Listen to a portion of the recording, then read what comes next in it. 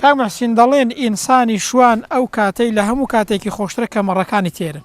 والله مرتاع ئەگەر مەڕەکان مرتاع بن و ئەوەی لەبەر دەستتدایە ژێر دەستتدایە مرتاع بێ ئەتوش مرتاعی، بەڵام ئەگەر شوێنەکەت خۆش بێ و لەسەر سیستەمی بی و چ خوارد نەخۆشە لە پێشت بێ مەڕەکەت برسی بێ یان زەماوەت لە پێش لەکنتە برسی بێ یان ماڵ منداڵ برسی بێ یان خوا نەخواست تووشی لادان بن هەر خەوت نێوش ڕاتنە.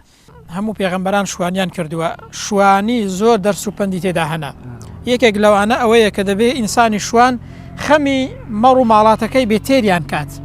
ئینسانی بەرپرسیش دەبێ خەمی میلەتەکەی بێت، خەمی وڵاتەکەی بێ بیپارێزی، خەمی میلەتەکەی بێ تێری کات، نەک ئەو حاڵی کە ئێستا ئێمە تێکەوتوێن لە مانگی 12 موچەی مانگی دابەش دەکرێت، ساڵیان کردو بە 10 مانگ لە جاتیەوەی کە 12 مانگ بێت، 12 موچەی دابەشکەن. لە وڵاتان سەرەڕای 12 مانگەکەش جاری وا هەیە هەدیەیەک دەدەن، دیاریەک بە فەرمانبەران دەدەن، بە خەڵکی خۆیان دەدەن، کەچی لە لای ئێمە ساڵیان کردو بە 10 مانگ.